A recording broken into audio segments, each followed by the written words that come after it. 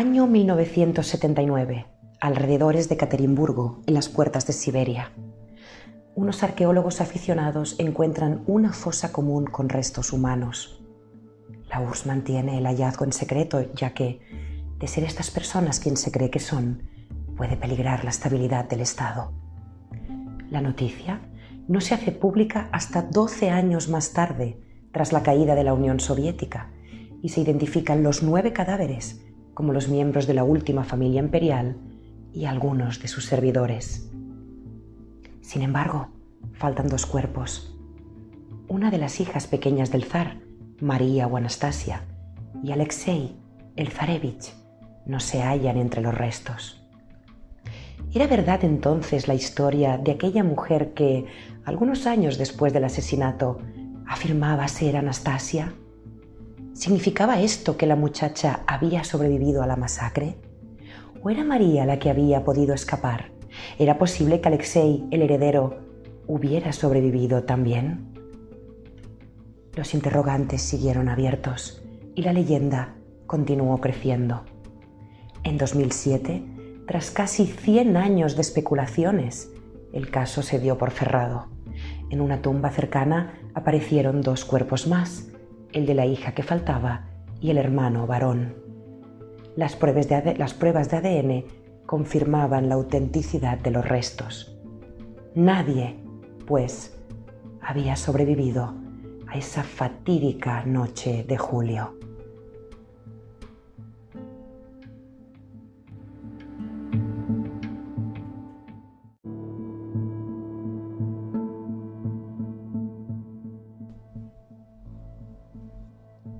Esa calurosa noche de aquel mes de julio de 1918, en la que, según palabras del propio zar, hacía un calor casi tropical.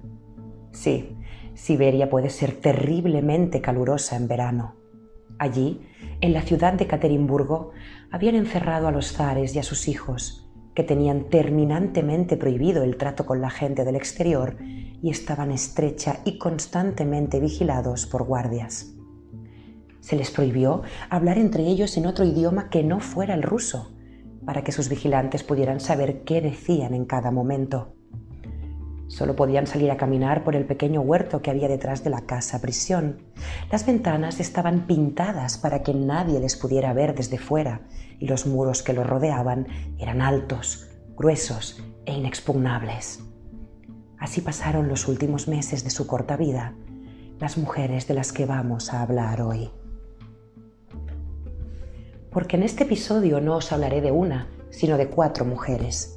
4 mujeres que, habitualmente, son tratadas como una sola persona, pero que eran, sin embargo, 4 seres con distintas y marcadas personalidades y, por qué no decirlo, cualidades extraordinarias que merecen ser rescatadas.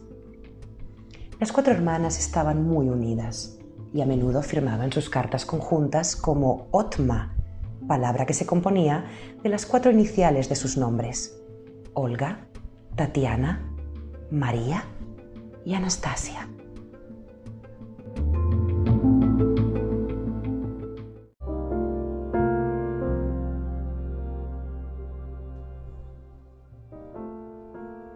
Olga era la mayor.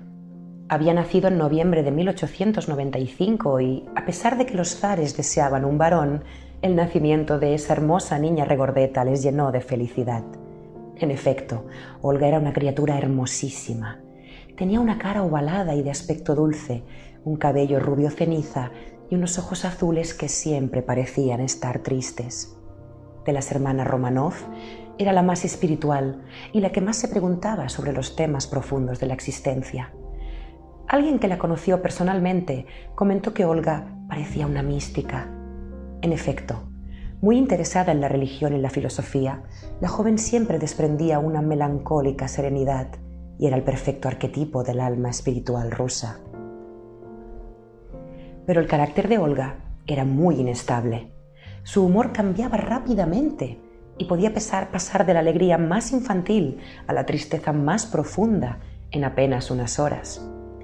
Quizá el motivo de su predisposición a los estados depresivos era precisamente la enorme conciencia que la joven poseía de la realidad.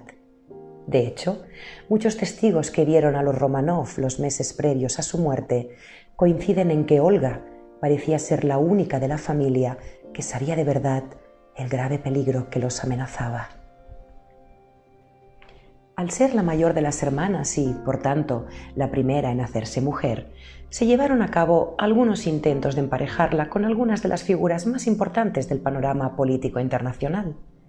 El más sonado y el que dio más que hablar fue el que atañó al príncipe Carol de Rumanía. Sin embargo, a Olga no le agradaba el pretendiente que le habían escogido y no hizo nada para ganarse el afecto del joven. Existe una curiosa y divertida anécdota que explica cómo, tras un largo verano a bordo del Standard, el barco imperial, Olga se presentó en la corte rumana con la piel quemada por el sol, lo que no fue muy del gusto del príncipe. Más tarde, los zares supieron que la muchacha y sus hermanas habían tomado el sol sin sombrero aquel verano, expresamente para estropear su piel, y que de esta forma Carol de Rumanía las encontrara poco deseables.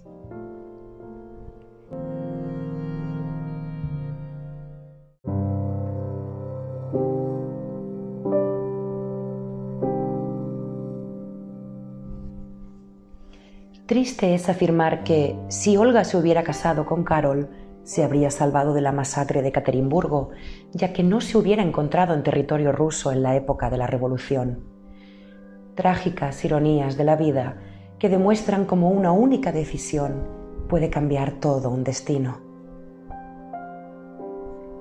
Tatiana era la segunda de las hermanas y, para muchos, la más hermosa.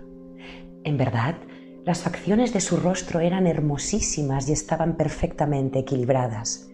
En un óvalo perfecto resaltaba una nariz recta, una boca pequeña y roja y unos ojos rasgados que le daban un sensual aire exótico.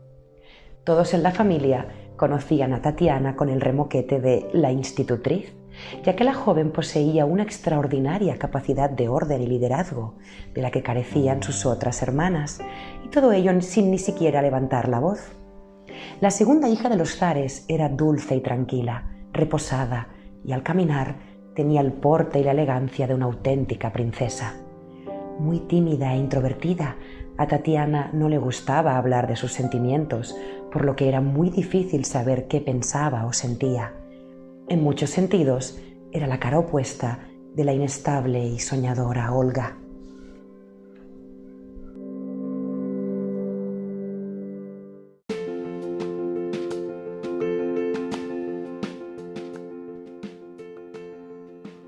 Las dos hermanas mayores, o la pareja mayor, como se las conocía en familia, realizaron una intensa actividad durante la Primera Guerra Mundial, en la que se hicieron cargo de los heridos que llegaban al hospital que apadrinaban. Ellas mismas, con su carácter llano y afable, vendaban heridas, distraían a los convalecientes con alegres charlas y juegos e incluso se atrevieron a ayudar en pequeñas cirugías.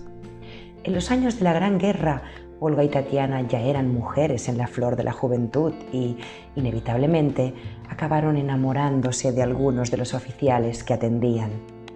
Pero ellas eran grandes duquesas de Rusia y no podían aspirar a casarse con alguien de rango tan bajo. La separación a que se vieron obligadas las afectó mucho, especialmente a Olga, profundamente sensible por naturaleza. De hecho, desde el fin de la guerra y la separación de su enamorado, la mayor de las Románov no volvió a ser la misma. Su estado depresivo y melancólico se acentuó con el posterior cautiverio y su religiosidad aumentó hasta la exaltación.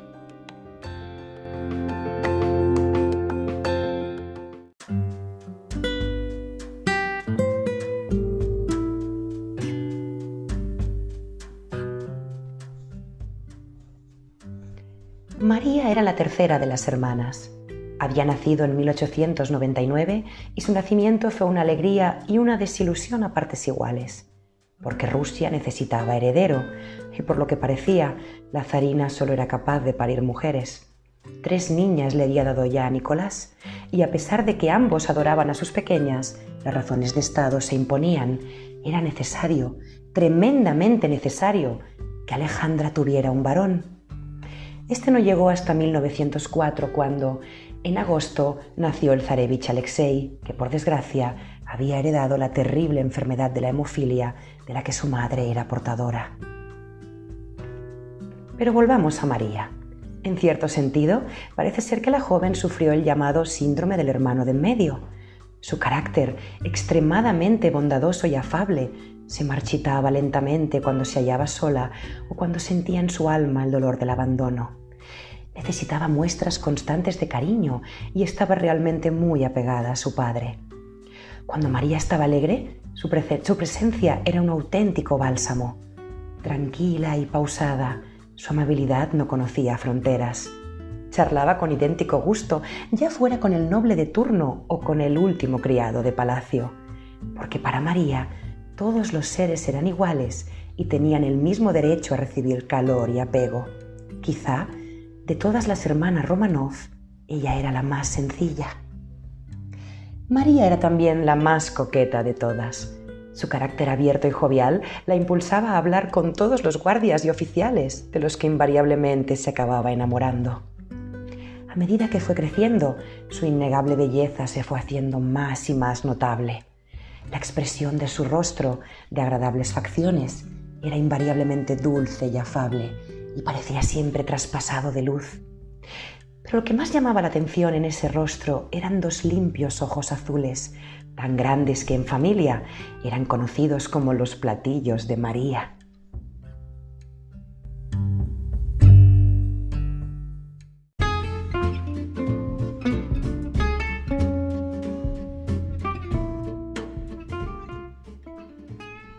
El nombre de la última de las hermanas, Anastasia, es de sobras conocido por la multitud de rumores que circularon acerca de su supuesta salvación, que han sido la base de numerosas películas. En 1920, una mujer se tiró al río en la ciudad de Berlín. En el hospital donde fue llevada, admitió ser la gran duquesa Anastasia, que habría escapado de la matanza de Ekaterimburgo. Finalmente, resultó ser una joven polaca que nada tenía que ver con la familia imperial. Ella fue una de las muchas impostoras que dijeron ser Anastasia. Hubo incluso también muchas Olgas, Tatianas y Marías, que resultaron ser igualmente un fraude. Los contemporáneos de la verdadera Anastasia la describen como un auténtico torbellino, traviesa hasta la extenuación, revoltosa, contestataria y a menudo maleducada, traía de cabeza a sus educadores. No era tan bonita como sus hermanas, pero era muy inteligente y tenía una simpatía natural que pronto hacía olvidar cualquier travesura, por muy pesada que fuera. De hecho, fue el carácter alegre y optimista de la pequeña Anastasia el que conservó a flote los ánimos de la familia en los duros meses de cautiverio, primero en Tobolsk y más tarde en Ekaterimburgo, la ciudad que sería su tumba. Pero, ¿qué sucedió exactamente ese 17 de julio de 1918?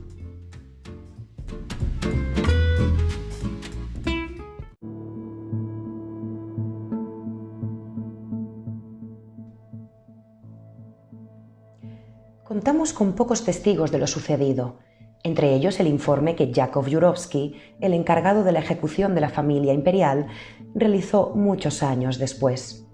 Existen varias versiones de este informe, por lo que en realidad no se sabe con seguridad qué pasó aquella trágica noche. Un año antes había estallado la revolución, que había obligado a abdicar al zar Nicolás, en su nombre y en el de su hijo, y ceder el cetro imperial a su hermano, el gran duque Miguel. Pero Miguel, presionado por las circunstancias, abdica también a las pocas horas. La milenaria monarquía rusa acaba de morir para siempre.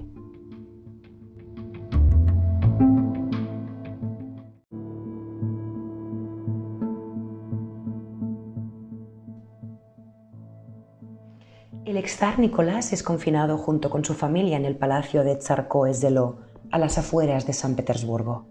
De allí son trasladados a Tobolsk, en el corazón de la helada Siberia, y en enero de 1918 son llevados a la que será su última morada, la Casa Ipatiev, en Ekaterimburgo. La madrugada del día 17 de julio son despertados bruscamente.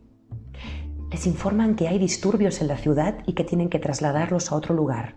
para su seguridad. Nadie hace preguntas. ¿Están asustados? ¿Intuyen lo que se acerca? Se visten lo más rápidamente que pueden y siguen a los soldados hasta un frío y húmedo sótano, Anastasia con su perrito en brazos. Allí les dicen que esperen, que deben tomarles unas fotografías antes de partir. Ellos obedecen. Alejandra y Nicolás se sientan en las dos únicas sillas, este último con Alexei enfermo sobre sus rodillas. Detrás, de pie, se encuentran las muchachas. Olga, la mayor, tiene ya 22 años y Anastasia acaba de cumplir los 17. A su lado están algunos de los criados más fieles de los Romanov, criados que han visto crecer a esas niñas y convertirse en mujeres, y que desgraciadamente las van a ver también morir. Tras una espera que parece una eternidad, entra en la habitación Yakov Yurovsky y le recita a Nicolás su sentencia de muerte. El zar apenas puede balbucear una pregunta, tan asustado como incrédulo. De repente se desata el caos. Los soldados, desde la puerta, empiezan a disparar. Cada uno de ellos tiene asignado una víctima, pero en medio del humo y el griterío que reina en la estancia, muchos acaban perdiendo el control y disparan al aire o a las paredes. Yurovsky vocifera, llevado por todos los demonios. Deben matarlos, esa es la orden. No pueden permitirse ningún fallo.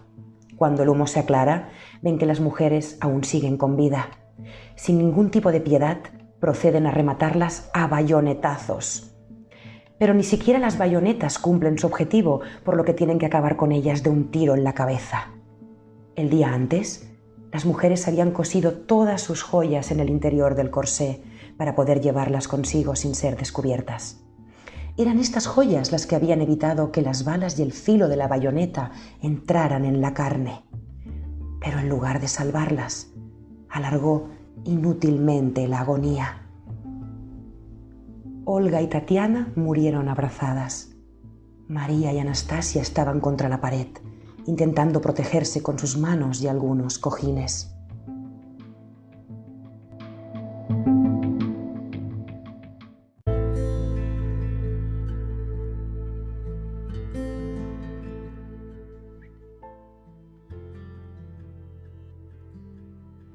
Una vez cometido el asesinato, los cuerpos fueron rociados con ácido y enterrados en las afueras de la ciudad, en la mina donde mucho más tarde fueron descubiertos. Un episodio de sobras conocido, sobre el que han corrido ríos de tinta y que aún hoy, más de 100 años después, plantea muchas preguntas sin respuesta. ¿Quién dio realmente la orden de matar a los Romanov? ¿Existió alguna vez esta orden o fue el Soviet de los Urales el que, temeroso de la proximidad de los ejércitos que apoyaban al zar, decidió zanjar la cuestión con un baño de sangre? 2 años antes de morir, el enigmático Grigori Rasputín, el confidente de los zares y el único capaz de curar al zarevich Alexei de sus hemorragias letales causadas por la hemofilia, había vaticinado que, si él moría a manos del pueblo ruso, la familia imperial no le sobreviviría ni 2 años. El monje loco, como era conocido, fue asesinado a manos del príncipe Yusupov y algunos secuaces en diciembre de 1916. La familia imperial murió en julio de 1918. La escalofriante profecía se había cumplido.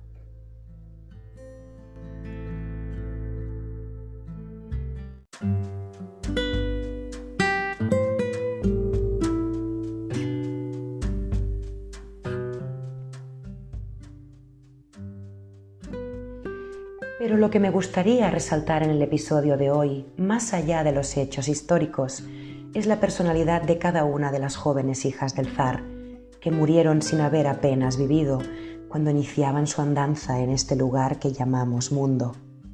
Unas jóvenes que poseían sus propios caracteres, sus propios sentimientos, sus propias añoranzas y sus propios miedos, y que son mucho más que 4 seres difuminados que perecieron esa calurosa noche en el lúgubre sótano de la casa Ipatiev.